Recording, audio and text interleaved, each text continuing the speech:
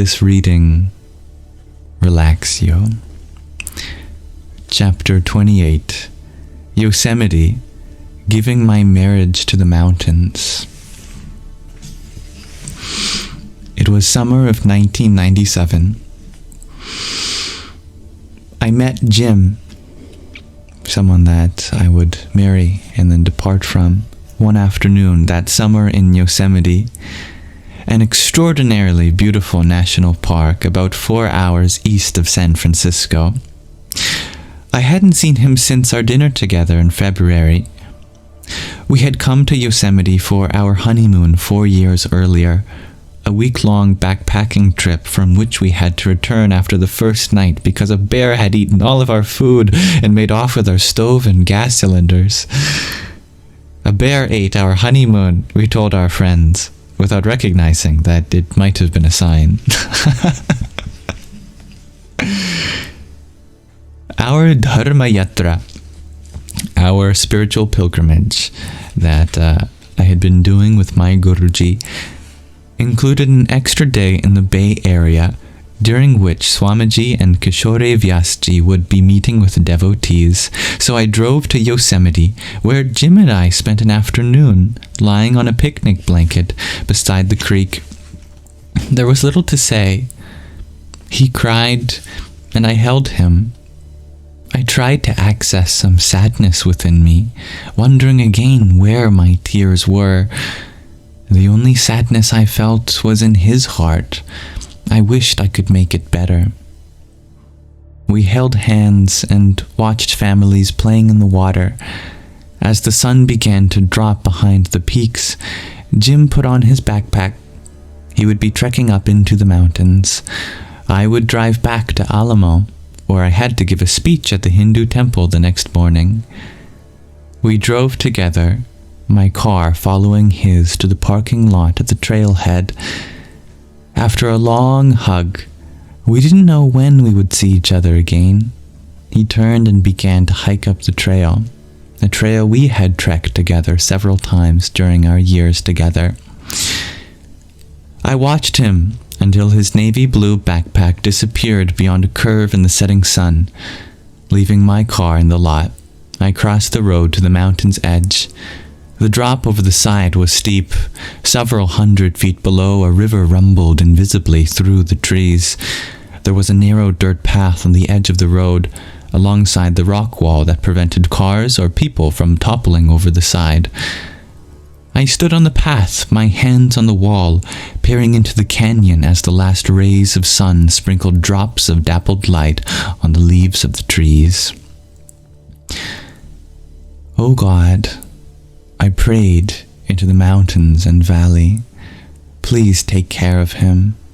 Please wrap him in your arms and hold him.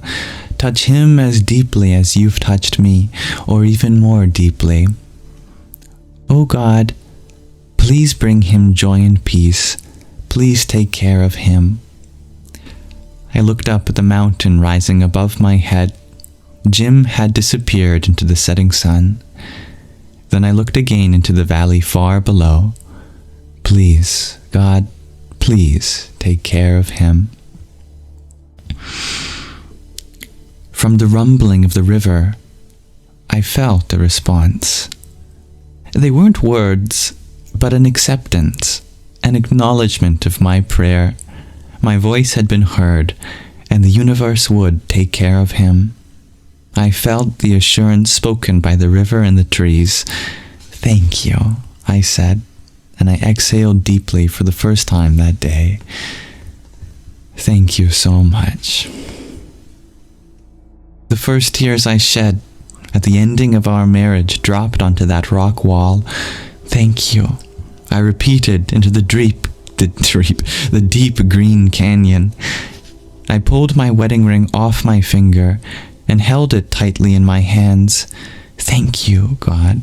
And again, please don't forget to take care of him. He is yours, as am I. I held the ring until I could feel the mountain say, okay, until the mountain air expanded the space in my chest and dissolved the borders of my skin. I held the ring until I felt the entire Yosemite Valley, every sequoia, rock and river hold me, hold us. Without opening my eyes, I threw the ring into the canyon. He is yours, I reminded God. Please remember your promise.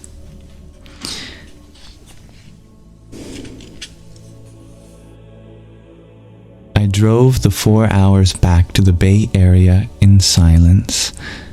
The sound of the river accompanying me as I drove. I arrived after 10 p.m., but the house was still abuzz with people. Pujya Swamiji had just retired to his room. Sit, sit, the woman of the house instructed. You're just in time for dinner. I went to see Swamiji before he slept. He was sitting on a low cushion on the floor of his room, reading a book in Hindi with a picture of Lord Krishna on the cover. Yes, he said when I rose from bowing. I just smiled and exhaled deeply. He understood. Good, he said, and how is Jim? I think he will be okay, I answered slowly. I couldn't explain the assurance I'd received from the mountains, but fortunately, Swamiji didn't need the explanation. I will pray for him, he whispered into the night. Leave it in God's hands now. When I entered the temple the following morning and laid my head on the carpet in front of the images of God, I found a new spaciousness within me. There was more room in me now. It seemed to be filled with grace. I hadn't realized how much space a wedding ring occupies. By the time we returned to India at the end of the summer, I had begun to step into a new layer of experience.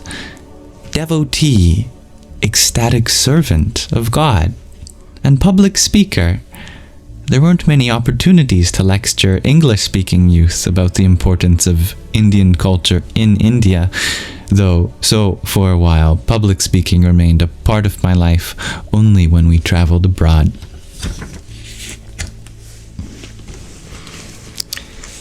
And that's the end of the 28th chapter. Very short.